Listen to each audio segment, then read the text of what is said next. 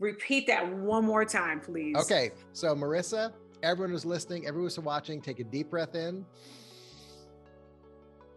Let it go. Do less to enjoy it more. Do less to enjoy it more. Do less to enjoy yourself more. Yeah, TikTok, I'm just rolling on the block. Marissa took me, heard that. Podcast show about to start. Heard that. You should know if entertainment is your goal. You talking sports or travel, yo. This the hottest pod show. Heard that. She got the juice, everything she says is truth. If you don't know, now you know. All you ever gotta say is heard that, heard that, heard that, heard that, heard that, heard that. Look, all you ever gotta say. What's up, Heard That Nation? Listening in the United States and around the world, you are listening now to the Heard That with Marissa Tigney podcast. If you happen to be watching right now on YouTube, hit that subscribe button because you want to stay in the know of future guests that come on this platform. I'm so excited to have this wonderful man back who is going to help us get through so much stuff that, the holidays are in full swing. So there could be a time where you got to go and have dinner with that family member you don't want to see, and then dealing with loss, dealing with grief, dealing with uncertainty, as well as keeping our mental and our health in just as well and in balance. Author, therapist, coach. We are so grateful to have him here. John Sobek is back on the Heard That podcast. Hello, John. How are you? Hey, I'm doing great. And it's so fantastic to be back with you and your listeners, everyone who's joining us today. Because for me, there's this myth that the holidays are supposed to be this magical time of year. Mm-hmm. And yet, especially as a therapist, wow, people are going through it. Exactly. And yeah. I think we need to be able to recognize that and, make room for those types of conversations to take place. So you could enjoy whatever kind of holiday you want it to be for yourself, Mm-hmm. And that's so huge that you said that too, because it's such a misconception that everybody is going to have this great, amazing holiday. But behind the scenes, behind all the lights and all the festivities and everything else, there's a lot of people that are going through things. On my side of the family, you and I had talked, Christmas will be a difficult one this year for myself. On my side of the family, my aunt and my uncle losing their youngest daughter last year on Christmas. That leaves behind, a young daughter at the time, her husband, and the extended family. And so I'm so grateful that you're on to talk about these things, because I posed the question out to my listeners. Hey, what is some things, I'm bringing John back on the show. What are some things that you want to talk about during the holiday that you always wanted to know and get some answers to? And I could not believe the overwhelming response that I got from the listeners. So let's just dive right into it. Couple of things, or a few of the stories that I got was people going to revisit family, where now that people are traveling and everything else, it should be a great time to rekindle with the ones that you love. But the question that posed up to some of the people is like, well, that's great. I want to see this person, this person, this person. But I just found out that my sister, who I haven't talked to in 5 years, is going to be there. Or I had some conflict with this cousin that we have not solved, and he's going to be at, our Christmas gathering. And I don't know how to deal with being in the same room with them. So what is it that someone can do to not cause that angst and that, that relish, that anger, that past anger they had, and actually, somehow cause peaceful truce, if you will, during the festivities? Okay. So of course you ask a question with 1,700 layers to it. So let me grab hold of that last part first. Okay. So ultimately, I'm such a big believer is we need to take care of ourselves the best we can in any of these moments, whether it's the holidays or just in our day-to-day living. And so I think it's important to sit down with yourself and take a moment before you get on that plane or get in that car to go to that gathering to really look at what feelings you're carrying now, especially if this is something that happened in the past and hasn't been resolved. Well, let's say it was 5 years ago, like in your example. I would imagine, hopefully, that you have grown and changed in those 5 years yourself, and you might be carrying something different to this experience as well. So why not sit down and bring that feeling, the sense of yourself, into a present moment to prepare for this experience, but in a way that brings the authentic you of now into this conversation. Because you might show up to a situation that's never been resolved and see them face to face and realize, nothing needs to be resolved. You have changed, you have grown, and you get to move forward with that. And that can be a beautiful approach to this. The other part of it too, you might discuss and look inside yourself and realize, no, this is still really causes me a lot of pain. Then what you need to do is prepare yourself in ways that you can practice positive self-care in those moments. So what do I mean by that? Let's look at some real basics. You're going to be staying with with a family. Maybe you need to make sure that you set up time to take walks during the day. Or if you get uncomfortable in a situation, that you have the ability to move to the other room and be with the other part of the family during those moments. That you actually have more ability to manage the situation than you may imagine taking in. Mm-hmm. And one of my favorite tips for like these holiday parties and gathering, and it gets uncomfortable, is someone's talking to you. It starts to go to that place. You're feeling your shoulders rise. You're feeling your heart beating faster. You just have to say this simple magical phrase: excuse me, but I need to go to the bathroom. Now, that's good. That's good. Yeah. Here's the deal. No one's going to demand that you stay and let them berate you or say things that are making you uncomfortable. They're going to be like, oh, okay. You go to the bathroom. You take a few moments. You put some cold water on your face. You take a few breaths. You look in the mirror. You reset and remind yourself of the beautiful, powerful spirit that you are. And then when you walk back out of that bathroom, guess what? You don't need to go back and re-engage with that person. You can go and engage with other people who are going to lift your energy in that moment.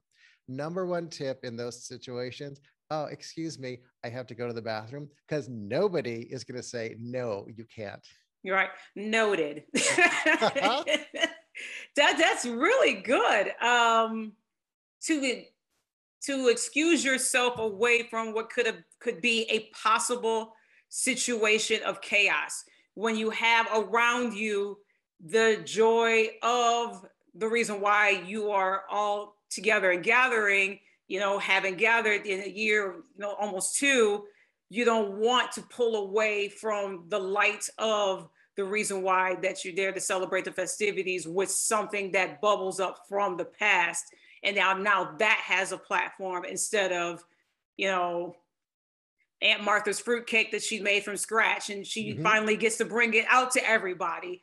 But we want to keep that chaos in those situations. I think that's a phenomenal tip, as well as taking walks. Because sometimes in the spot of chaos and conflict, we forget, and we talked about this the last time you were on, we forget about the simplicity of breath, and taking a breath and taking a pause to reflect and to gather yourself and align yourself from the negativity, from the chaos that could bubble up in that situation.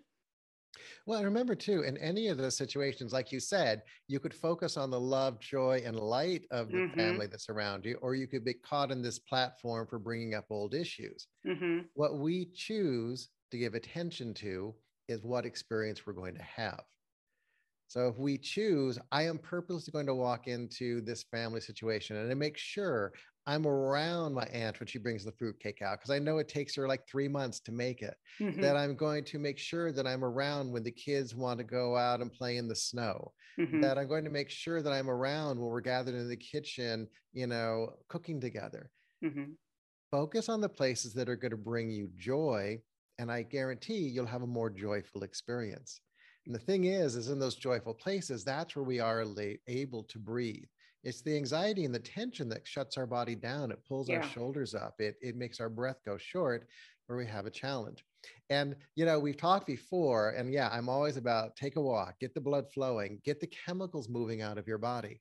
But I have a really fun one that I love for the holidays. Is another really fascinating way to release some of the anxiety in your body and get yourself breathing is to sing. So it's the holidays. Put on your favorite Mariah Carey, put on your Harry Connick Jr., put on your Mahalia Jackson, and sing your heart out when you're driving in your car to go to some of these gatherings that you're going to. Because what'll happen is it'll start your body breathing, and then you'll start getting a little bit of a dopamine, serotonin, and oxytocin, kind of an endorphin rush. and you're going to walk into this place feeling at your most powerful. And so you can do this all year long. You can sing whatever in the car, Yeah. sing it loud, sing it proud, but especially during the holidays, put on that music that inspires you and sing as a way to set your body in motion to be your most powerful and your most light and your most joyful. That's so good. And if you can't sing, sing louder in the car. Absolutely. Remember, you're in the car, you are in your own recording studio. You can sing the most beautiful songs you've ever heard in your life. There you go. Another overwhelming response that I got from listeners is that while people do have that wonderful opportunity to go see family and friends, some of them do not, because they either are unable to travel to see their family and their friends, or they do not have any family members that they were close to, like a mother and father, or they're the only child and their parents are deceased. And so they are alone for the holidays. It really was surprising to me, the amount of people that ask this question, like, so how do I deal with loneliness through such a time that's supposed to be joyous and everything else? A couple of people that I had talked to on social media said, normally during Christmas time and all that they leave the blinds shut, they, stay in the dark and they just, muddle through it. But that, as you and I had talked about, that can cause a negative reaction to the mind, especially to your body, where, fatigue sets in, depression sets in, and something unfortunately worse can happen. So how would somebody dealing with those kind of things, how would they get through with all of that, especially those that don't have any close friends or any family members that are maybe still living? Okay. So the first thing that I say with that is, you're right. There is so much pressure for this all to be about big family gatherings. I mean, that's what the story of these holidays is. It's about getting all these people together. And when you're not part of that story, it does feel incredibly awkward and uncomfortable. I know, I had broken up out of a relationship like in September, and I was heading into Christmas on my own and just feeling like there was nothing in the world for me. There was no reason to celebrate, nothing to do. So I'm a big believer in taking contrary action. So I went to the local store and I bought one of those little rosemary trees, and I put that on the dining room table and I decorated it just for me. And that was about all I was able to do that holiday as far as like taking on those things. But then I also looked at, well, do I want to be alone? And I made a decision that I did not want to. And where did I find my companionship? I actually went and I volunteered. I volunteered at a home meal delivery service. And it was really beautiful, because what happened in that moment is I stepped out of myself and my own loneliness and my own depression, and I was there being of service to others. And I believe our mission in this lifetime is always to be available to be of service to others. But during the holidays, especially, being in this kitchen and helping to prepare the meals, everyone was so like focused on this thing that we were doing, but there was also joy and laughter and music playing, and it lifted my energy. And then I also, part of that volunteer experience, did some delivery as well. And me being the person who was feeling isolated, sad, depressed, and lonely, delivering a meal to someone else lifted my energy in a way, because I made a difference. I dropped a meal off to someone who couldn't necessarily get a meal. And when they open the door and they're like, and we always put little holiday treats in to make it even more special. And sometimes we make cards and stuff, that people would have this energy of like, thank you so, so much. It's so beautiful to know that someone was thinking of me. And I was that same person who wished someone was thinking of me. Yeah. So I really think, especially if you're feeling isolated and lonely, look, there's still time. Find a place where you could volunteer. Be present for others. And I guarantee that it will lift your energy and lift your experience and connect you into something bigger than yourself, and even bigger than the story of how we're supposed to do Christmas. Oh my gosh, that's so good. Volunteer and giving back. Yeah, because I'm a big believer in that when you take yourself out of yourself and put it in a situation where you can make a difference, Oh my gosh. And I know that you can relate to, like, after you go and whether it be, you dropped off meals, or for myself, I help and I serve the hungry, and people not worrying about where they're going to get their next meal from, and just seeing the joy on their face, and then seeing their little kids in the back seat, or their elderly parents that they're taking care of now, another mouth to feed, and seeing us load their car up with a box of food and some extra stuff, and seeing, their trunks being full, that worry just goes away. And it's such an impact, because for me, it was like self-reflection of, gratitude, like, okay, I do have a purpose in this world to make a big difference. I don't have to, dwell in darkness and loneliness and all of that, that someone sees me as I see them, if that makes sense. Mm-hmm. Yeah. And I think it's that joining energy that can lift us out of that feeling of isolation, because that is the trick of isolation and depression, that they will tell you that you are all alone in the world. Mm-hmm. But when you have that opportunity to be there for another, it changes that dynamic pretty dramatically, and you will have a really visceral reaction to that. I remember for myself, then coming home, I was like, well, I'm going to make myself some hot chocolate and curl up and watch a fun Christmas movie. All of a sudden, I was in this mood of wanting to take care of myself a little bit better, Mm-hmm. simply because I had reached out and connected to others. And that, to me, is part of that true energy of Christmas, that caring, that kindness, that giving energy. Mm-hmm. We have people, and like I just mentioned to you at the top of the show, dealing with loss in the grieving process. And for us, this will be the first year without my beautiful cousin. And so many stories that I have read, literally, if not all of them, made me tear up. Someone without a parent, without their significant other, someone who was dealt with death just a few days ago, going into this holiday season. Hearing Christmas music, and because Christmas is still my favorite time of the year, but for me going into this, it hits different.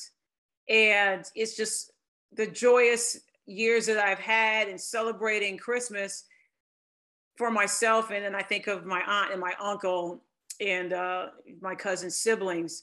I think about them in the back of my head and in my heart, how they're going to go through. I think of my cousin's little daughter, losing her mother at such a young age, and other people that are dealing with death in so many different ways. John, what is it that someone can do or to try to cope? Because for me, my thing is, when someone is dealing with a loss, I take a moment to grieve, but I also reflect on something positive that they have done, that what kind of impact that they have made. Or I think of a funny story, because I love to laugh and I love to, to talk and make jokes. So I think of a funny thing that my cousin did, a practical joke or something that she did, tease me about a sports game, and my team ended up losing, and I can hear her laugh. And, she had such a distinct big laughter. So those are the things, that just got me through. What is it that someone can do, and share some advice on, dealing with something this difficult and this pain, but kind of taking the pain and turning it into some kind of joy? Well, I think what you just shared actually is one of the most beautiful approaches we can do.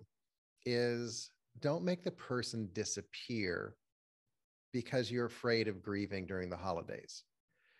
The idea that for you, a story of remembering when she was teasing you about your team and then your team lost, you've got that memory in you. You've got that piece in there. And that is something you will always get to carry with them. Oftentimes when people grieve, we, especially in the US, have this idea that there's a very small window of period when you're supposed to grieve, and then you're supposed to move on. And that there's also a thing where we look at grieving as something that has to be hidden from the world. So we don't always bring up, how are you doing? We don't always check in. It's just like, I know this is tough, but do you remember that Christmas when we all? It is okay to bring the stories, to keep them alive in the memory and the spirit of the gathering, and to not be afraid of that, because oftentimes people are so afraid of that moment. But here's the deal. They're present anyways. Mm-hmm. They are there in the back of everyone's mind. So when you put up an ornament, there was an ornament that, she got when she was a kid.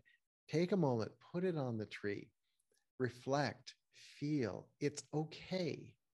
Don't feel you have to force anything in the moment. Don't feel you Mm-hmm. have to force and be jolly, but be willing to let that person still be present in the experience Mm-hmm. so that you can carry them forward.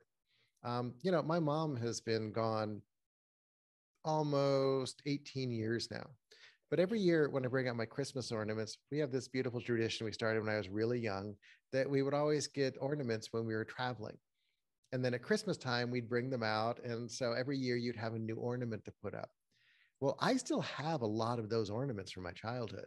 Mm-hmm. And so when we decorate our tree, I do have that beautiful moment of like, oh, do you remember when we got this thing? Or do you remember this ornament is from?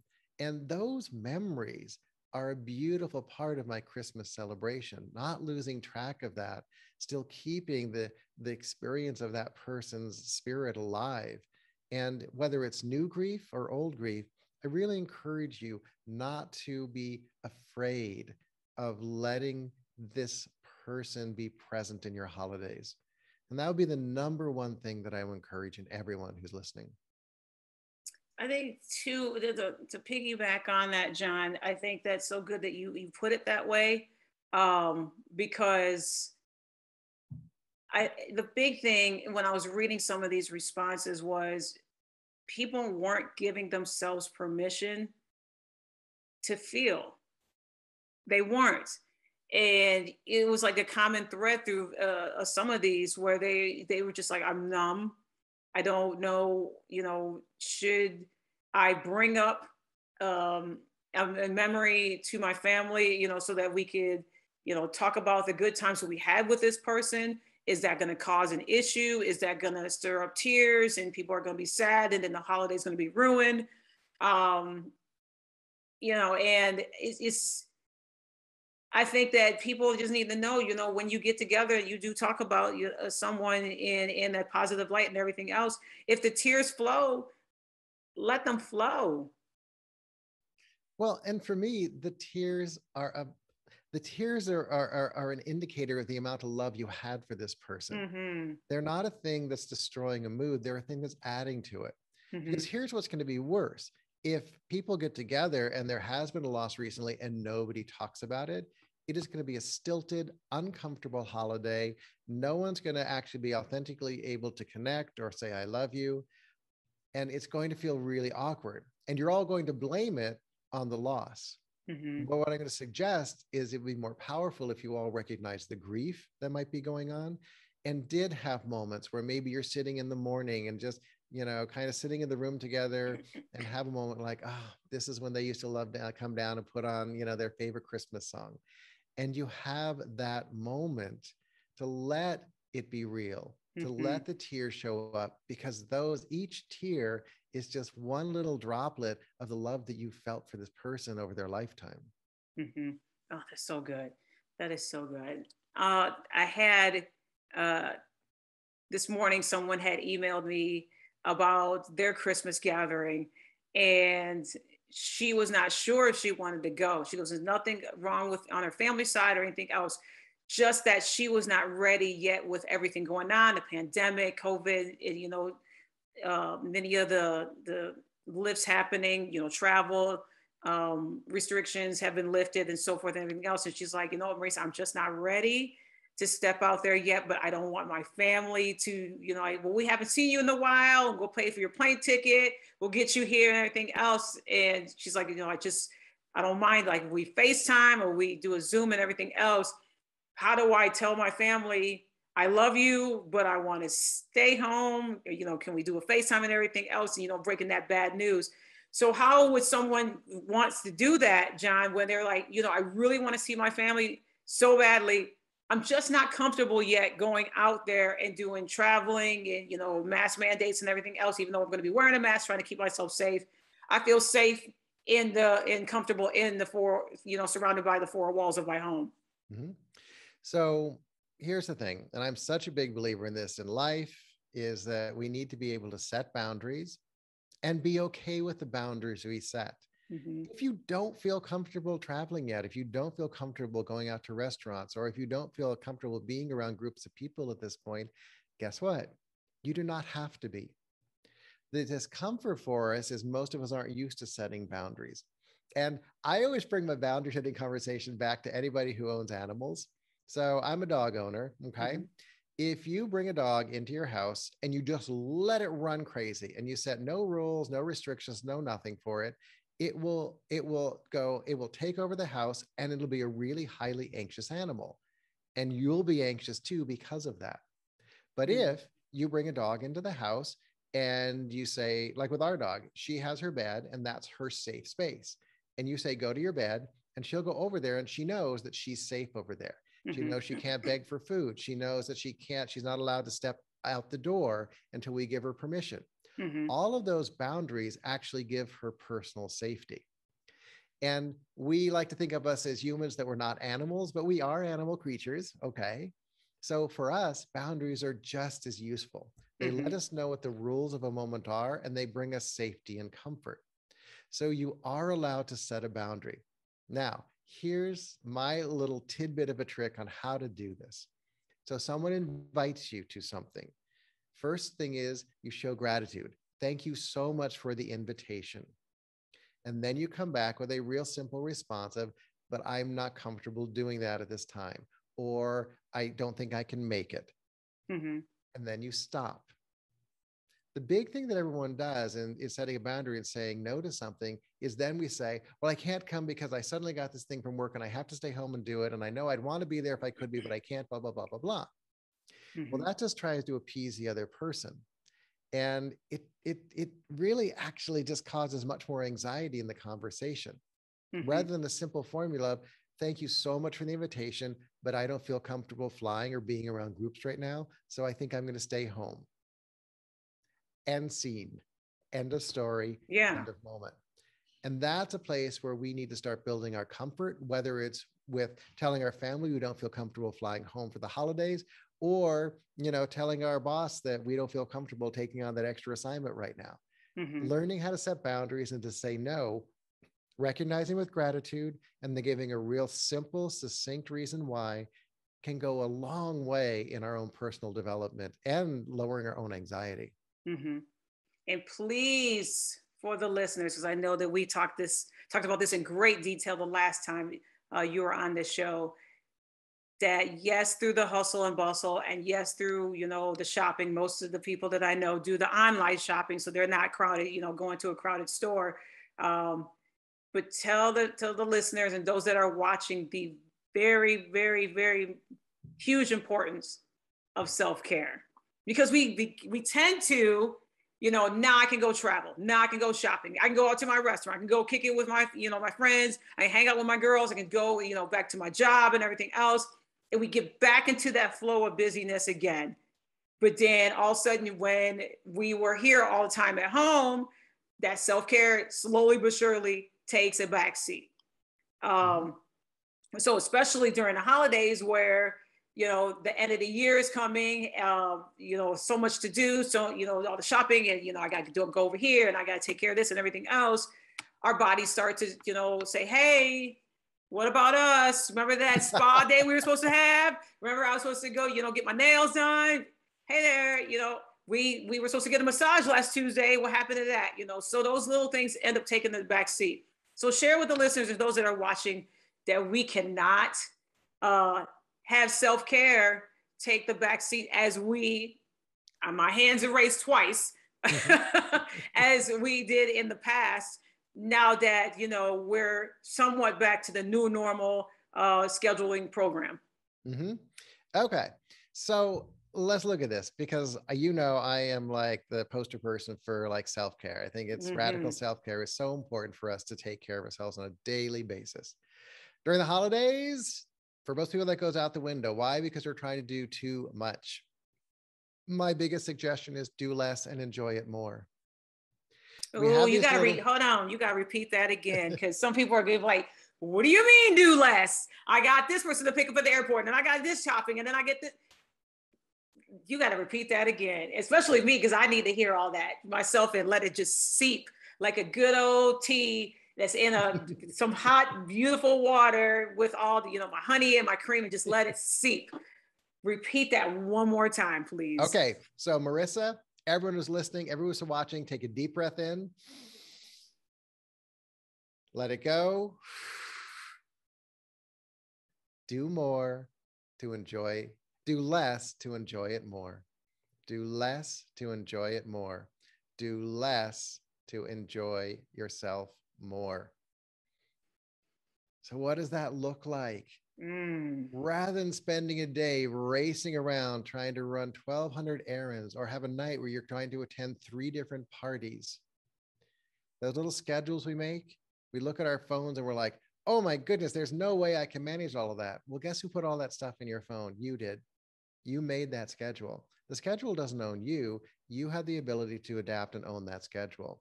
Look through those 3 party invitations. Decide which one's going to work best for you. Be a place where you enjoy yourself the most, where you can sit back and relax. Choose to do that one. Use that thing we just did. Thank you for the invitation. I won't be able to make it tonight. End of story. That's going to create some space for you in your day. And then each day, those things you did choose to put are like these beautiful, beautiful, perfectly ripe apples.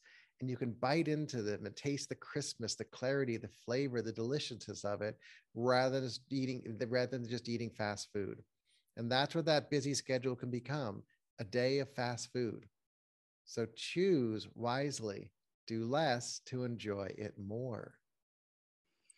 Who, that breathing technique? Like my body was like, okay. I mean, I was already relaxed and calm because one, you were coming on the show. So that helped.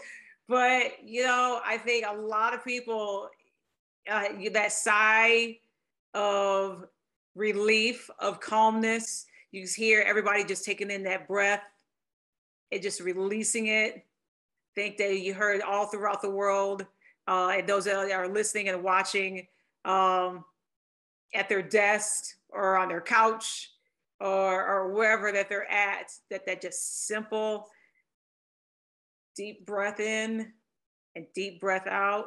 Oh, well, and it also helps. It's a world of wonder. It helps to quiet some of the noise. So this thing that was really important that you wanted to take in for yourself and for people to experience, it bookmarks it. It says, take a breath, open up, receive this idea that you can do less and enjoy it more and have the most amazing time in your life.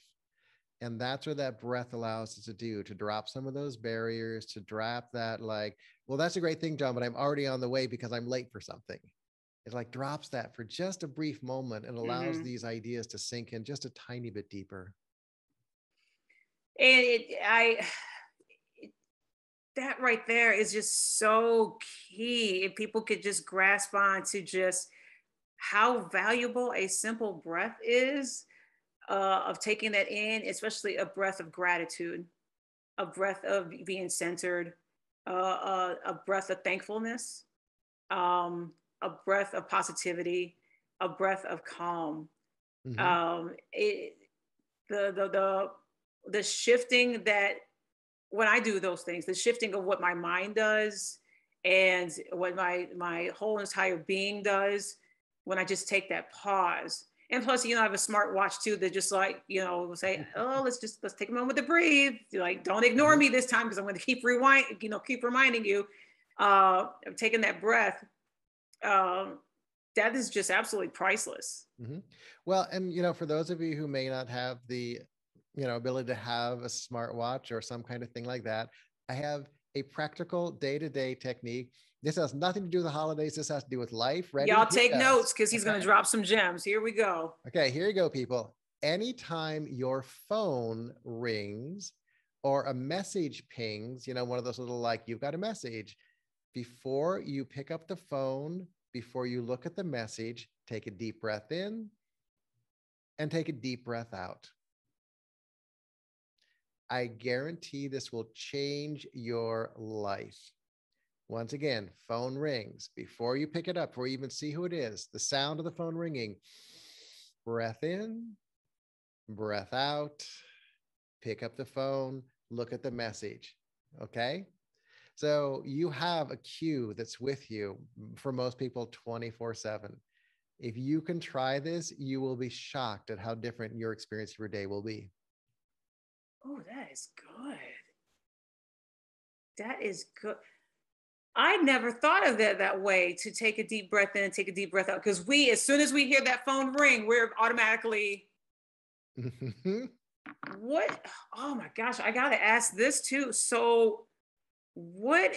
Ooh, that's so good, John. I honest to God, because I'm marinating what you just said, because we hear the phone ring, we immediately pick it up. It could be, family member, it could be, business, it could be everything else. Why the deep breath in and deep breath out? Okay. When, So two because things that is something here. that we got to get in the habit of. I mean, wow, that's so good. That is such great. Oh my goodness. I'm sorry. I'm going to see, I'm not, now from now on, I'm going to be doing that.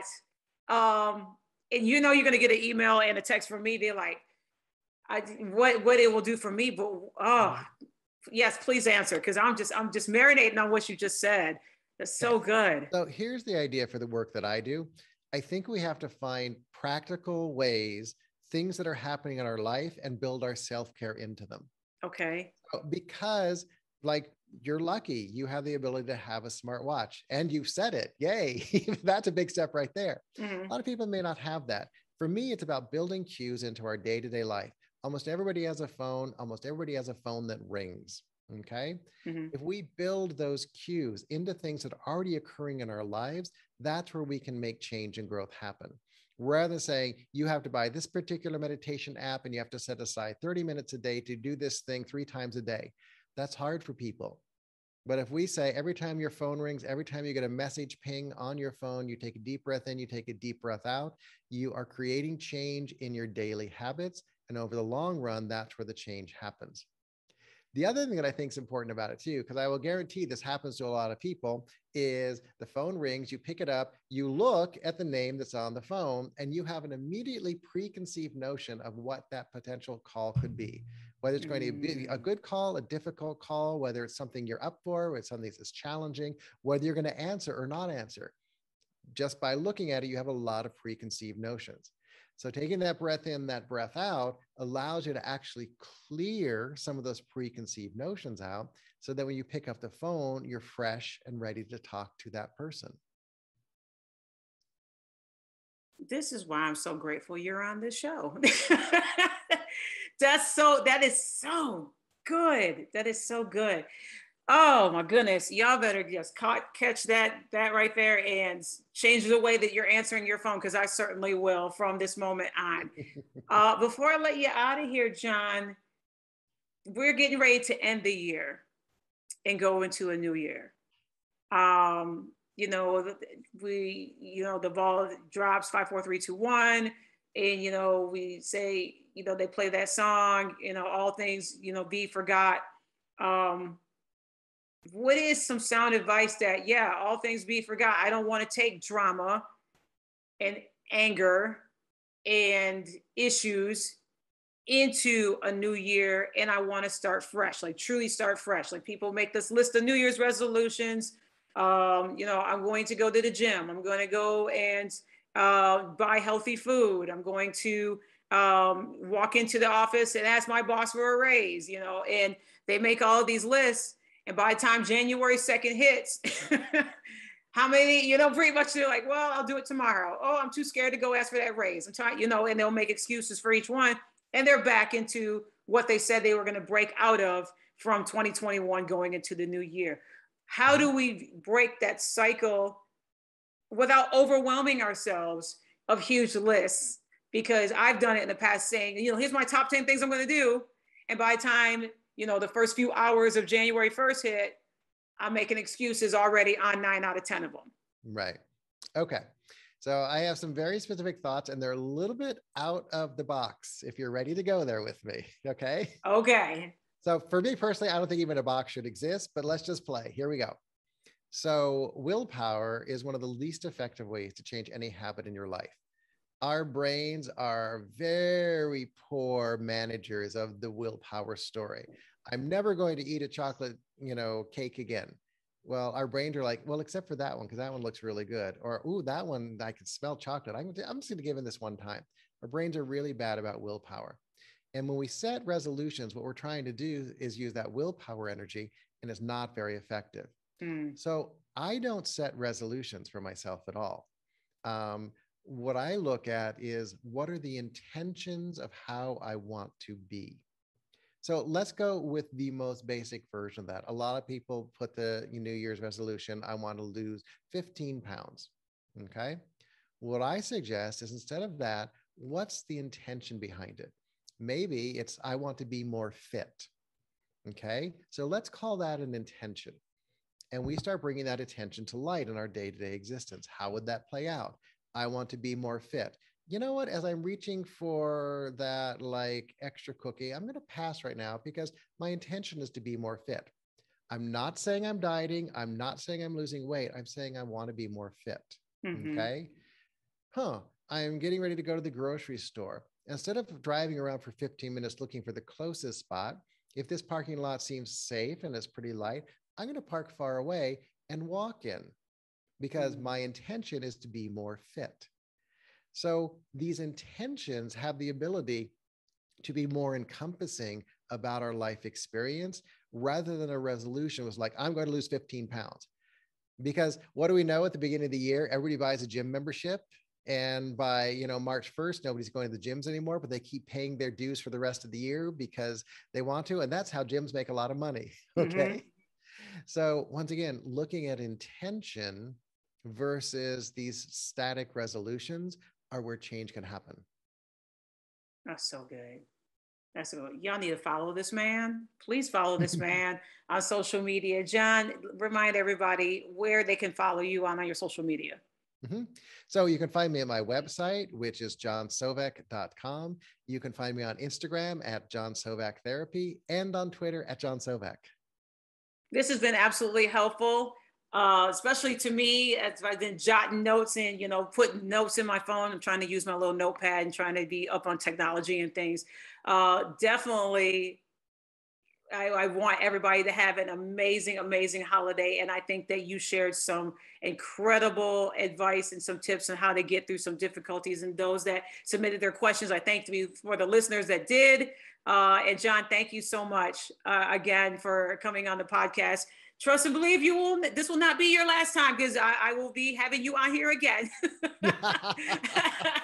Because more questions I know will come up and everything else. And I appreciate what you do and taking the time out to do that. And everybody, like I said, please follow this man and have an amazing and happy holidays. And we are so thankful that you all joined in on the podcast today. And as I always end the show, please take care of one another. Take care and stay safe. We out of here.